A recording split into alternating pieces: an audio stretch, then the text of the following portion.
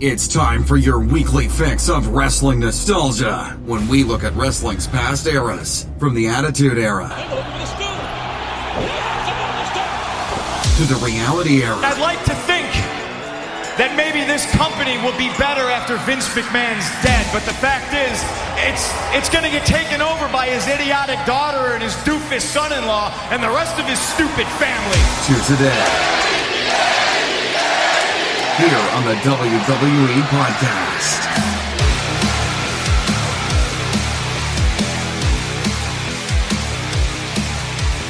Welcome to the WWE Podcast. Thank you so much for joining me. It is Sunday, August 18th, 2019. And yes, this show is back. It is back to its regularly scheduled time frames on Sunday, on Tuesday, on Wednesday, and Thursday. My business ventures are over in the great city of San Diego, California. And I have to say, just a quick overview of San Diego, and maybe it's because I was there for business purposes only, it didn't impress me so much.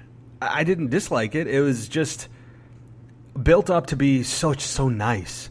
And it was supposed to be this beautiful scenery. And granted, I didn't get a chance to go out and into the bay and look at the spots that probably I should have. But from what I saw, it felt kind of like any other city.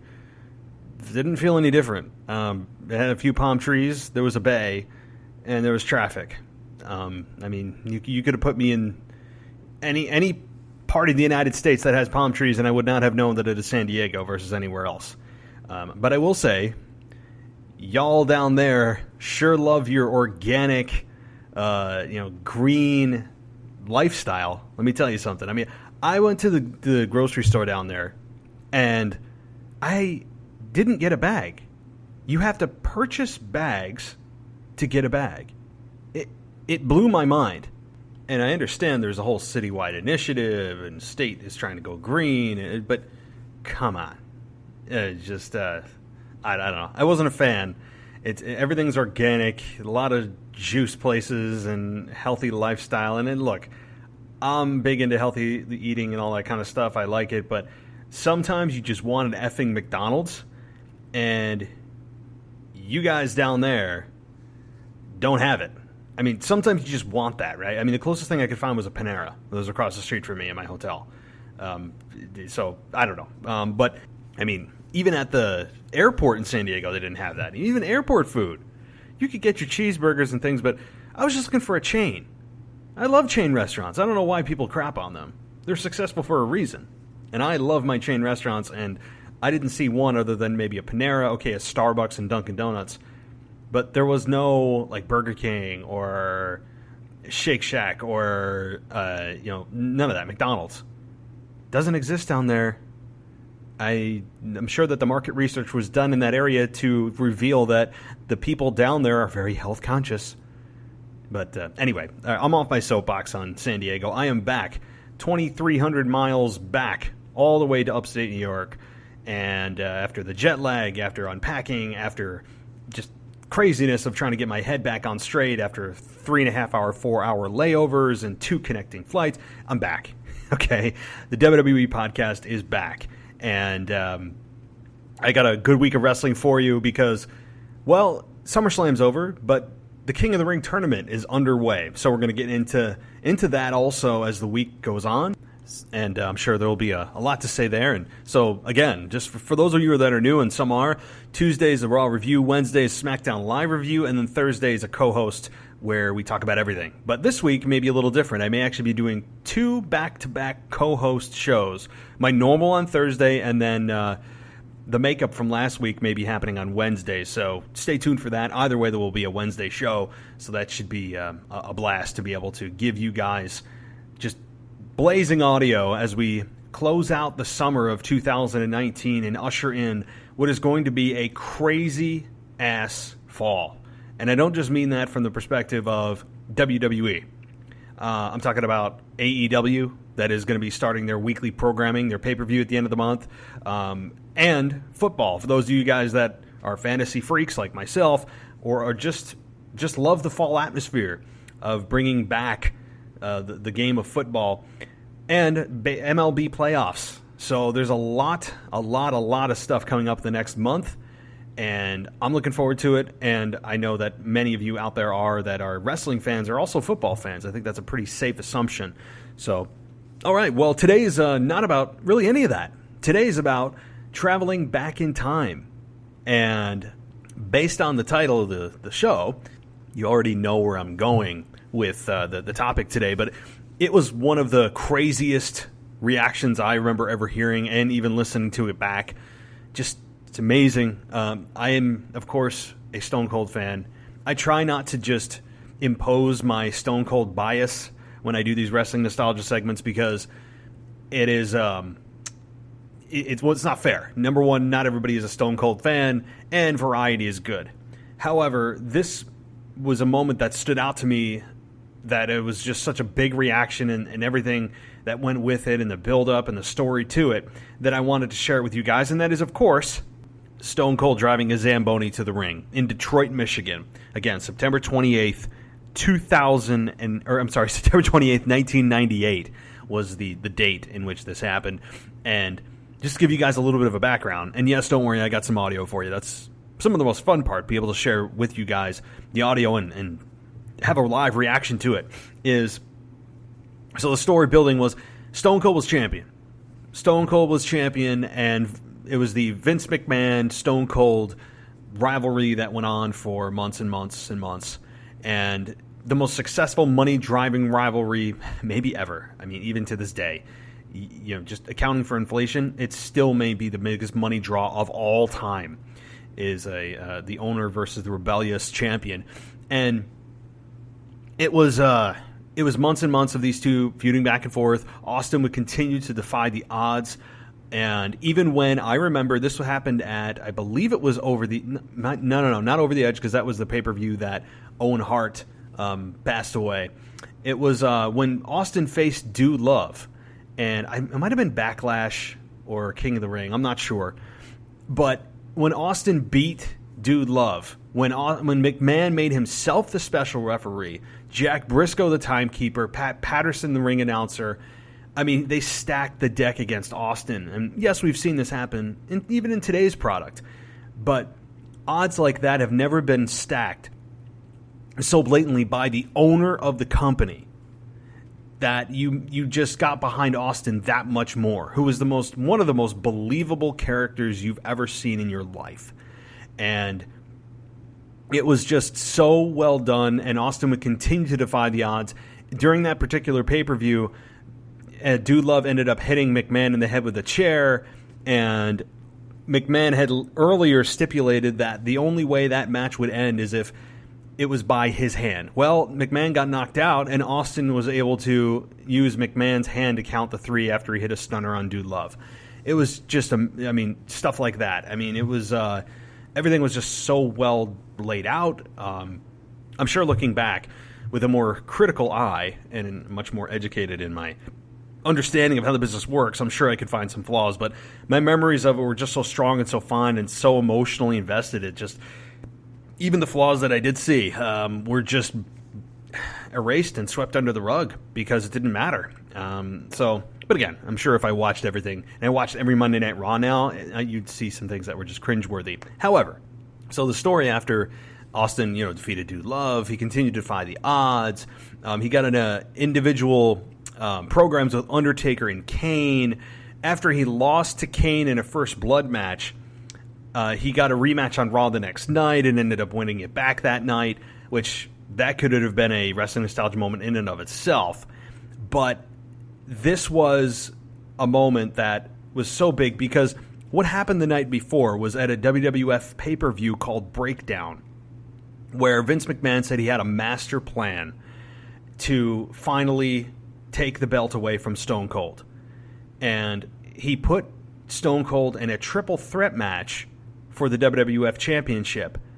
And the rules were that Kane could not pin Undertaker, and Undertaker could not pin or submit Kane. So that left them with the only decision to defeat Stone Cold Steve Austin. And that's the only way that the belt would come off him. However, what happened was, Austin did not defy the odds. he lost, but Kane and Undertaker hit a double choke slam on Austin. Both covered him at the same time, leaving the championship really in limbo, because who do you award it to? Both men had the cover on Austin. So it's really a vacated WWF Championship. Interestingly, before I get to the actual moment of the Zamboni, was how unfair the triple threat felt at that time. I remember feeling like, of course, I knew it was a work, but at the same time I was so emotionally invested. I said, oh my God, how is Austin going to get out of this? Even before McMahon implemented the stipulation that neither other of his opponents could defeat the other, and that the only way that the match could end, or that the only way that the belt could come off of Austin, is if Kane or Undertaker pin Austin. So what's interesting is that triple threat felt so unfair. It felt so, oh my God, how is Austin going to get out of this? And now we have triple threat matches on a weekly basis. Just think about what WWE has done to the triple threat. They have watered it down to the point where it's beyond water. I mean, I don't know what it is. I mean, it's just so overused that it doesn't feel unfair anymore. It's just a typical stipulation that you see. It's not exciting anymore, and it should be. The triple threat has been brutally used to the point of exhaustion. And furthermore, when WWE implements a stipulation, what do? They insult the intelligence of fans by reminding us weeks leading up to this triple threat, if it's, say, for example, a pay-per-view championship match, of the rules that, oh my God, the champion could lose without even being involved in the decision. Really? Wow. I mean, every time you hear that, I just feel stupid for watching the product. I feel insulted by listening to the commentary, and even not necessarily even the commentators, but the participants in the match have to remind us of the rules, as if we don't know what the rules are for that particular stipulation. I mean, you guys know what I'm talking about. It's way overused. So my point is that when this was implemented, it felt new. I mean, it felt, because Austin had not had to really deal with these type of odds before. So McMahon finally got the belt off of Austin here, although we still don't have a WWF championship, or champion, rather. And a little bit setting the stage for that night in Detroit on September 28th, McMahon had security surrounding him in the ring. He had the local law enforcement, guarding the entrances to the building. I mean, McMahon was so surrounded by security and reinforcements and bodyguards that you were thinking, how in the hell is Stone Cold going to get to McMahon here? Austin has done the beer truck prior to this. He did the monster truck, destroying the Rock's Lincoln Continental, I believe. Yeah, that happened before WrestleMania 15. So Austin has done this before. And while it wasn't a Zamboni, he has brought in, again, big, large vehicles into the arena. He brought his own truck into the arena and gave D'Lo Brown a stunner on the top of the truck. I remember that very, very vividly when he was in a program with the Nation of Domination. So Austin's done this before, but not with a Zamboni. Not with a Zamboni. And I remember Austin actually cut out the audio feed to this clip, when it was live anyway. Obviously, when you hear this, you will hear the audio perfectly fine because it was restored. But during the live feed, I remember the audio cut out because he ran over some kind of audio equipment, and you can see, I mean, what he's doing, he's tearing some crap up. But again, this was just, it was funny. I laughed. It made me yell. It was such a moment that you were cheering, like. And here's the other component. Jim Ross on commentary, I say this every time, is such an asset. This guy adds anything to anything, meaning he could take a simple headlock and make it feel important. He just has the voice. He has the pipes. He has the knowledge. He has the genuine emotional response to what's going on in the ring. And when you hear Jim Ross's voice, it's just it echoes and is in sync with what the fans feel. He had just an ability to connect with fans because he knew how they were feeling at that moment, because that's how he felt. So he's just a fan, being able to call commentary. On top of that, there was an interview done with Jim Ross after this event, and I believe it was on Stone Cold's, at the time, VHS Hell Yeah DVD, VHS tape. I know, I haven't said those 3 letters in order in probably 15 years. VHS, the Hell Yeah VHS that Stone Cold had. And in that interview, Jim Ross said that he had never heard a reaction like that in his life. And he said it was almost like the building was shaking. And it felt like that the Red Wings were winning the Stanley Cup, and he doesn't believe it was even that loud when that happened. So, I mean, and what's even more amazing, just one little tidbit, and then we'll get to the actual audio, is the fact that they didn't play Austin's entrance music. Why is that significant? Because if you're not advertised, and it's a surprise, why the hell would your entrance music play? You wouldn't have the audio guy ready to cue you up. So when you hear Austin and see Austin come out, it's as if he's not a scheduled performer. He's not scheduled to be there. He's an intruder. So I like the fact that there wasn't actually entrance music, because awesome as Austin's entrance music is, it just made sense. And nowadays, you see people and men and women who shouldn't be there that are supposed to be surprise entrance, and you see their entrance music play. And it's like, how the hell would the audio guy know that he or she's here? Right? So it's just one of those little things that makes sense. One of those little things in production that you don't think make a lot of, or cause a lot of harm in the moment, but it slowly chips away at you subconsciously. How the hell, like, wait, how is their entrance music playing? Why would it play? Right? When they're an intruder and it's unexpected, they pop up out of nowhere. Why would it be there? Why would it play? Right? Okay. Enough of me blabbing. I'm going to get to this clip here, and this is at the beginning of the clip. We have McMahon talking about how, both you and Kane deserve to be champion, and he's about to announce who's going to be champion or what they're going to do about this vacated championship.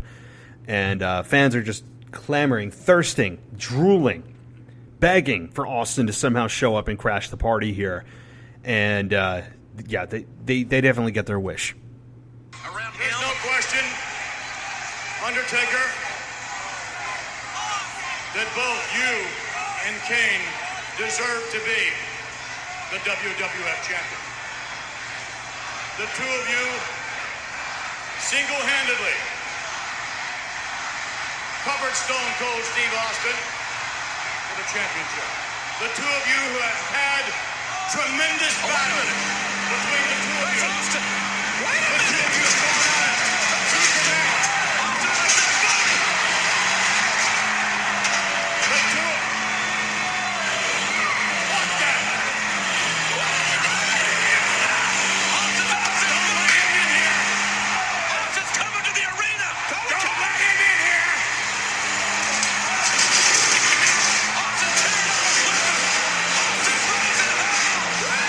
Yeah. Oh, yeah. This is the Undertaker. My God, he's going right back to the top. He'll run him over. Stone Cold! Stone Cold is here! Get your guns out! He's gonna crash the damn party! Oh, yeah! Austin got McMahon!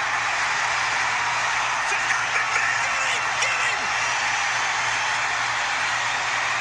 Oh, yeah! And I'll just pause it there. But so you hear that reaction. I mean, it's so loud that the audio quality sounds so bad at certain points, but because the crowd is so loud, it makes Jim Ross's voice, who's on commentary with a mic in his face, hard to hear. That's how loud the audience was. And I mean, you're hearing Austin, Jim Ross saying, "Oh yeah," and then Austin only got a little bit of Vince McMahon here, and I'll play a little bit more of the clip in a minute, but it was it just felt so good. And as I'm playing this on YouTube, it's under WWE's channel, right? And they have 47.4 million subscribers. That's insane. It's insane. I mean, it's massive.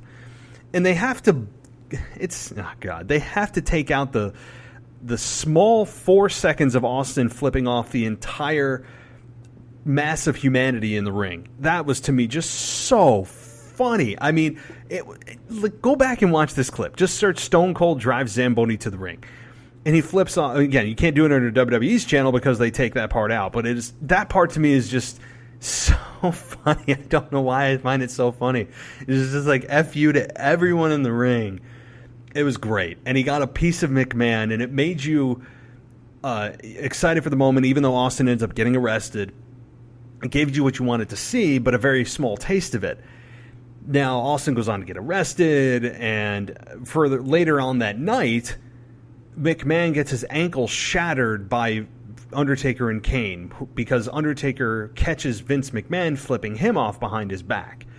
And they both shatter Vince McMahon's ankle, leading to him in a wheelchair, and the whole Mr. Sacco was born in the hospital.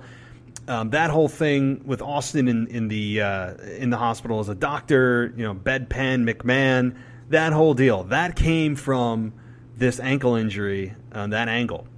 And at the next pay-per-view, Austin did not get a championship match. He was the special guest referee for Undertaker and Kane facing each other for the WWF Championship. And Austin was forced into that position and told that he must crown a new WWF champion or he will be fired. And that night, Austin did not. He ended up stunning The Undertaker as Kane was down, counting them both down, 1, 2, 3, and saying that the winner of the match is Stone Cold Steve Austin. And it didn't make a lot of sense. I mean, wouldn't you just count to 10, right? Because how can a 3 count with nobody covering anybody is not a 3 count? But it was still entertaining. I mean, you knew what they were going for. Vince McMahon trying to humiliate Austin by forcing him to crown the next WWF champion. And Austin spitting in the face of Vince and saying that, hey, you're BSing. I don't believe that you're going to fire me. And Vince McMahon actually did. Of course, that lasted all of a couple of hours, and Austin came back the next night. And I could go on. This whole storyline is just so ingrained in my mind, and it's just awesome. It's just awesome. So that moment was surely the Zamboni one was one for the ages. So just let me continue the audio here, as you guys can get a little bit of more of a feel here for what was happening.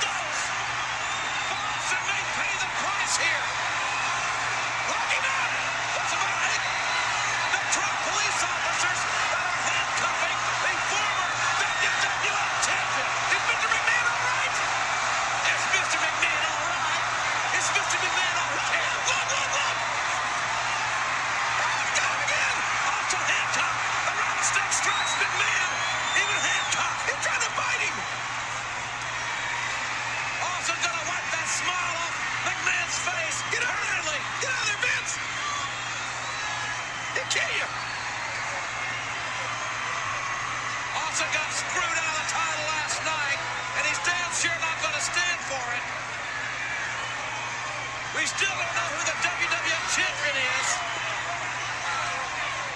Where's the the belt? It's a damn shame that McMahon's ego is so huge that he had to create his own master plan to ensure that Austin would get screwed out of the WWF title and brought down. Austin took out the audio, ladies and gentlemen, without Zamboni. I know folks are having trouble hearing us. Just bear with us here. We're live. That idiot has run over our cables and wires and everything with that Zamboni out here. Lock him up! Lock him up! Well, this crowd on their feet. Everybody's standing. But it wasn't only rattlesnake.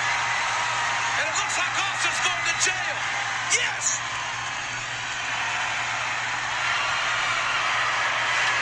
to a police I officer. ain't through with you, bitch.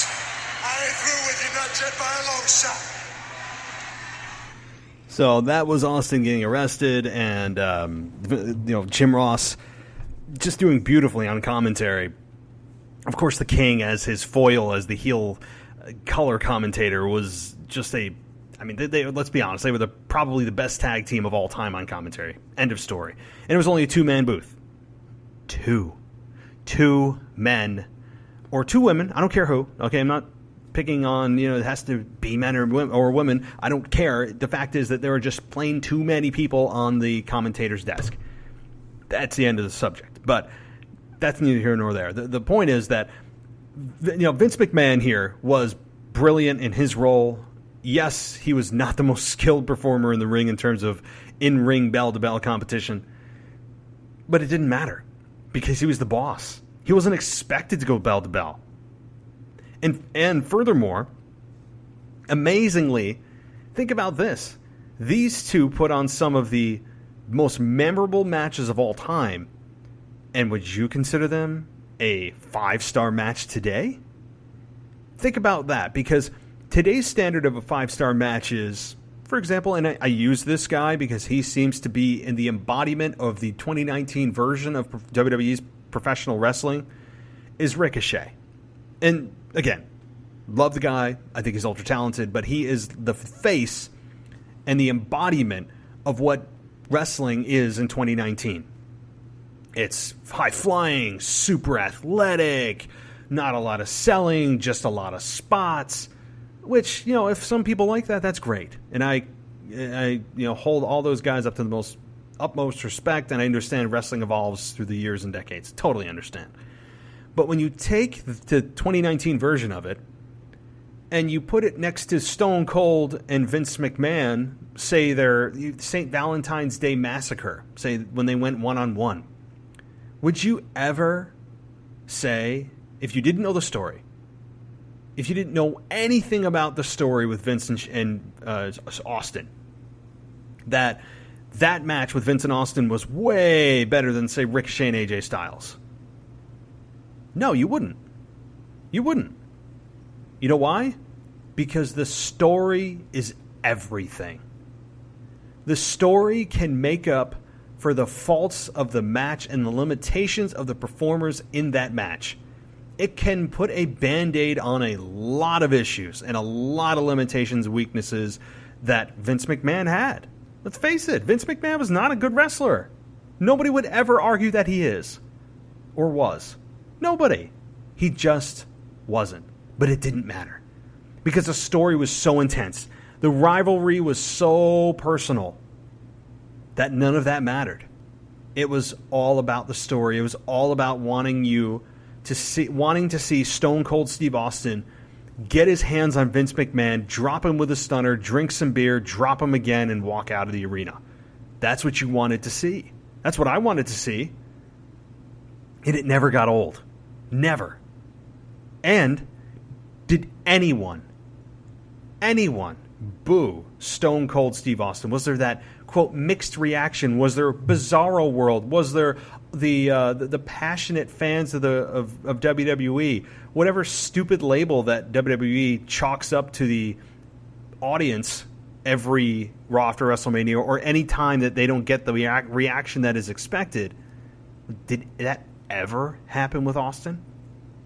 Never. The answer is never. So to normalize that type of reaction when you're trying to have someone be a heel or a face, and you are looking for that heel or face straight reaction, this whole shades of gray thing is it's a category that was created to cover for the failures of booking a successful face or heel. That's all it is.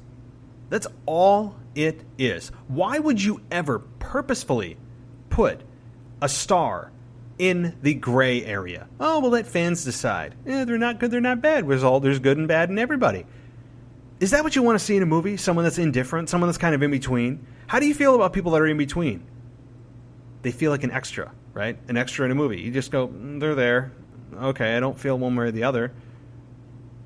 It just doesn't feel... And the thing is, too, fans are conflicted because then they see other people cheering or booing for that person and they wonder why, and maybe they're brought to that side, but it's a constant flip and flop back and forth. It doesn't have unison. If you have a character that doesn't have unison, how do you book them?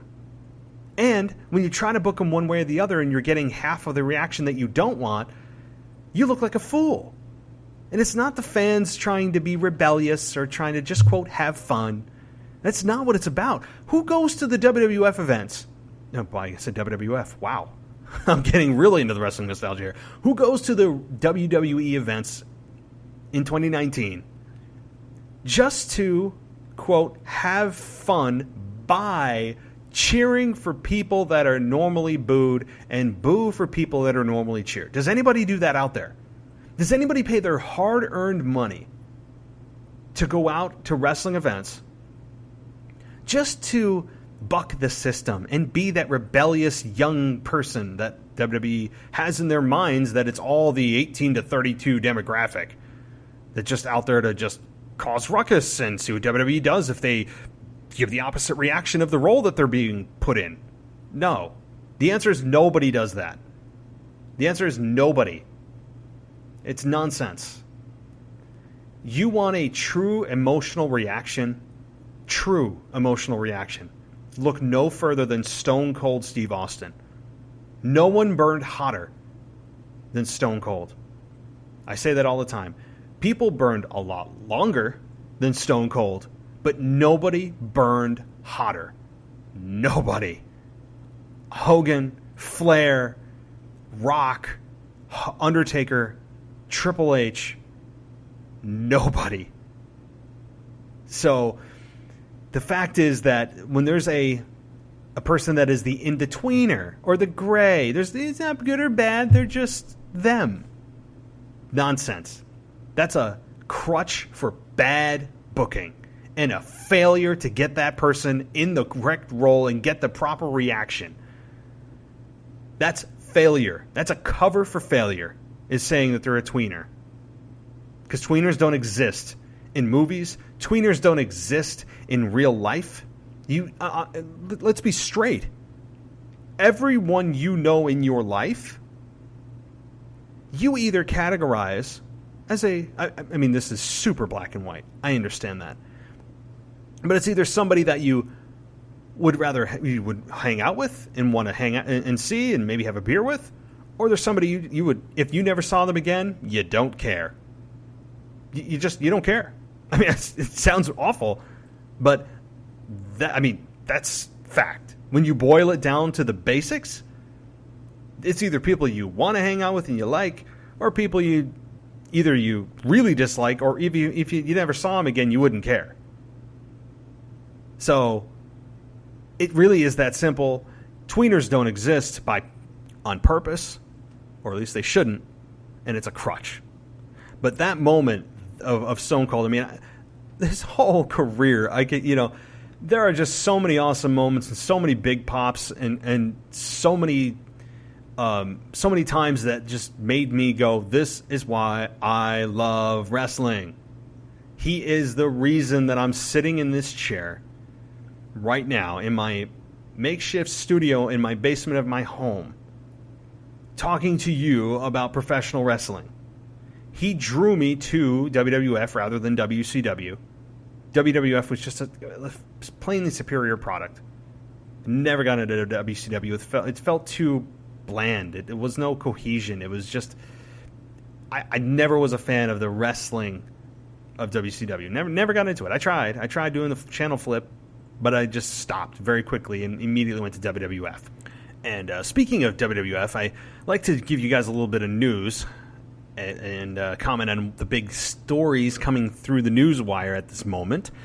And of course, in the world of social media, you're never really on top of things because stories are changing by the moment. However, I would like to give you guys some thoughts here. I mean, I mentioned at SummerSlam, at least in my review show, that seeing Edge spear Elias was the first physical anything that he's done since retirement against Alberto Del Rio.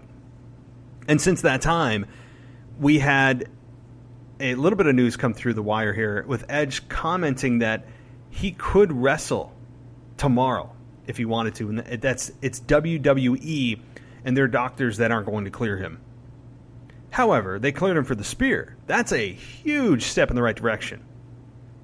So while he says that WWE would not clear him, I wouldn't put it at the realm of impossibility. I wouldn't. I would say that I'd say 50-50 chance that we see Edge have a match again. And I am a huge Edge fan. And honestly, when I look back, I don't think I was big enough of an Edge fan. I really underappreciated what he brought to the table. I enjoyed his matches with John Cena, which sometimes seemed to go on forever, but I enjoyed them. His match with Undertaker, I really enjoyed at WrestleMania 24, I think it was, 24 or 23. Edge has had a huge impact. His entrance is super energetic. He has a really good promo. His facials are amazing. So could Edge come back? Yeah. Would WWE clear him? I don't know. But if he does, it would be deserving of a WrestleMania matchup.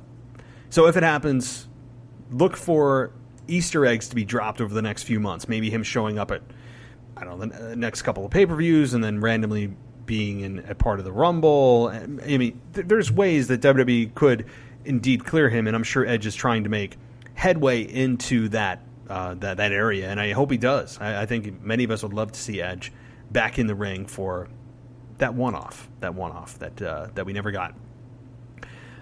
Other news, I mean, this isn't really anything worth talking about. I don't even know what to make of it, but Roman Reigns signed another multi-year deal with WWE. I'm sure worth 7 figures. I'm sure. Braun Strowman also has too. I think that, while WWE is making this public, I can't remember the last time that they made it public of guys doing multi-year deals and making it public. That's the key. And I think that WWE, because you never know what their contract statuses are, and we didn't get specifics. We didn't say, oh, his contract starts here and ends here and is extended by this number of years. We didn't get that. We didn't get any of that.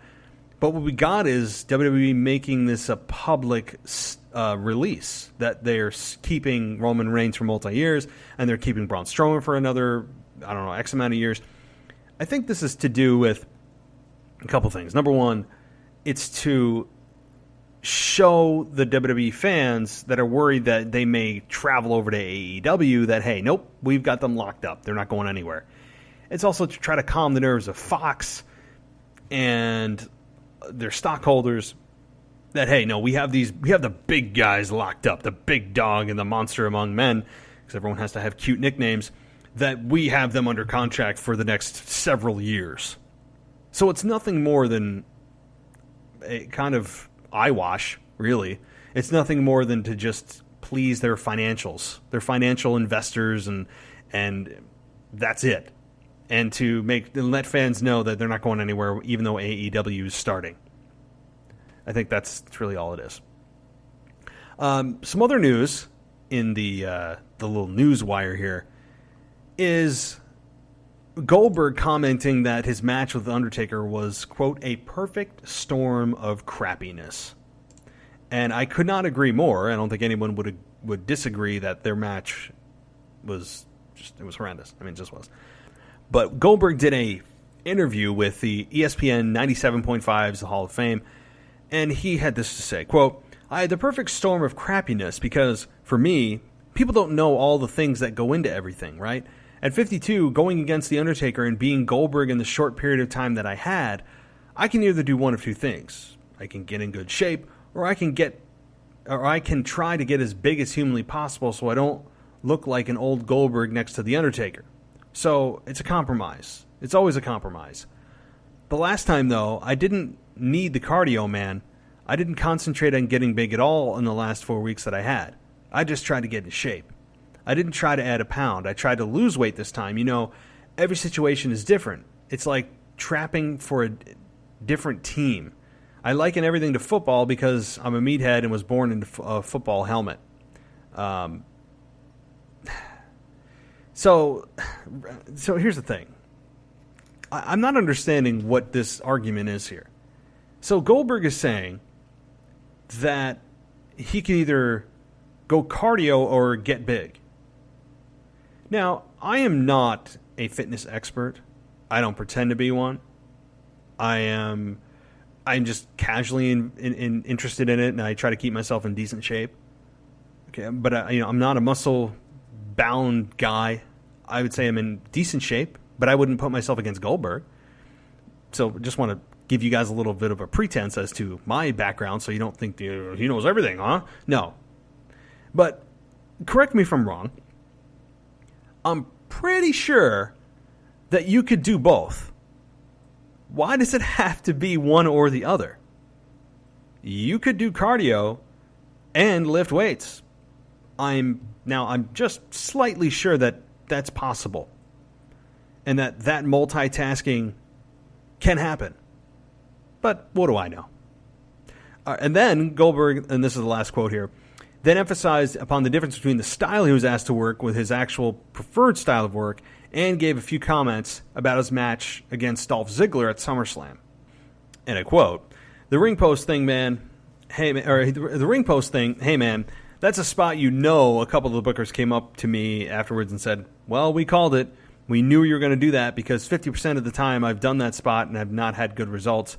Here's the deal, man. I don't profess to be an entertainer on the level of Ric Flair that can go out and make people laugh. I mean, I can, but it's not my way of doing things. My way of making people's jaw drop is blurring the line between reality and fiction, so everything I do has to be okay. The kick that I took from Dolph, the first kick that I took, that felt really good because I had to react to it because it planted on me. It was perfect. That's the way I work, man. I'm a reactionary guy, and if I'm going to be a defensive lineman that was an All-American, if I'm going to be a guy that played a couple of years in the NFL, if I'm going to be a guy that is known to be a thrasher, I'm not going to run into a turnbuckle and miss it and act like it killed me. I can't do that, so I have to make it look as close to it killing me as possible, and sometimes, unfortunately, the circumstances are such that I go a little overboard. End quote. Well, sorry to say, Goldberg, that's called professional wrestling. That's what wrestling is. I mean, isn't that what the guys and gals do? You try to make it look real without killing yourself? So what you're saying, Goldberg, is that you are not a professional wrestler. You're a stuntman that goes in there and tries to make it look like it's killing you, but in fact, you don't know how to actually do wrestling on the level of 99% of the guys and gals on the roster, so you do the best you can and try not to kill yourself. You don't have the skill level to make it as safe as possible while making it look as good as possible. And look, I like Goldberg. I think he's, he's an attraction. But what he's basically saying is, I'm not a professional wrestler, I'm a stunt man, and the stunt went wrong. That's exactly what he's saying here. I'm sure he'd spear me from saying that. I don't care. That's true. That's true. I don't think anyone would argue here that Goldberg is a true professional wrestler. He's sorry, he's just not. He's not. Especially when you put him up against the best of the best. Right? When you put him against Dolph Ziggler, anybody could look good. But he gets exposed so quickly. And I understand he's a nostalgia act. He's got a good look. He's still in insanely good shape for 52. I'll give him that. I can't take any of that away from him. He's a good family guy. Great. From everything I've heard, he's a very good guy. I'm not taking that away from him. I'm taking him to the woodshed by saying that he's not a professional wrestler. He's not. You can't claim to be when you come out and do two moves. You can't. Oh, Brock Lesnar does that. Have you seen the history of Brock Lesnar? Did you watch his last match with Seth Rollins? Brock Lesnar can go, if people are going to make that argument against me. Brock Lesnar has had a long reign in WWE to prove that wrong. But when you do a two-trick pony out there that is a 90s nostalgia act, and you call him a wrestler, he's a danger to himself. He's a danger to his opponents. which is why, understandably, they keep him to a 2-man move. That's his moveset. That's it. He hasn't even thrown a punch since he's been back. So that's what I think about Goldberg. And I understand everyone gets all excited. I never got into Goldberg. To me, he was the poor man's Stone Cold Steve Austin. He was the poor man's Austin. That's it. But look, great guy, incredible shape. Give him all the credit in the world. But he's a danger to himself. He's a danger to his opponents. And I'll leave it at that. So I just hope that we've kind of run the Goldberg train into the ground. I hope. So, all right. Well, guys, thank you so much for joining me. I know that some of you have missed me. Some of you have not. But that's okay, too. Maybe I'll get you on board. So I'll be back on Tuesday with your Monday Night Raw review, Wednesday with SmackDown, Thursday with a co-host, and again, maybe a double up on the co-host deal. We'll see. I'll give you guys more info. But there will be 4 shows this week. Everything is back as scheduled on its normal time, normal date, all that. Please check out the website, www.podcast.com, and you can support the show there, by the way, by just clicking on, you guessed it, the Support the Show tab. And you click on the Support the Show tab, you click on the Amazon banner. It's just this big Amazon picture. Can't miss it. And you can do your Amazon shopping as you normally would. It just kicks back a little bit to the show. And you can also give us a 5-star rating and review anywhere that 5-star ratings are available. That's really an awesome way too. And you can get your ad-free experience over on patreon.com/WWE podcast, where you can get your the entire WWE podcast library for $1. You get the entire library ad-free, not one ad, which is a cool deal. So head on over there too if you want that. Also check me out on CastBox. CastBox is a really awesome new upcoming app that has podcasts on it. You guessed it. And I am now on that app as well, and it's growing like crazy. So check that out. And Red Circle, I'm also there. Really anywhere else. Google, Spotify, iHeartRadio, TuneIn, anywhere and everywhere. So, guys, thank you so much for joining me. I really enjoyed the show tonight, and I will be back Tuesday with your Monday Night Raw review. Until then, I'll talk to you next time.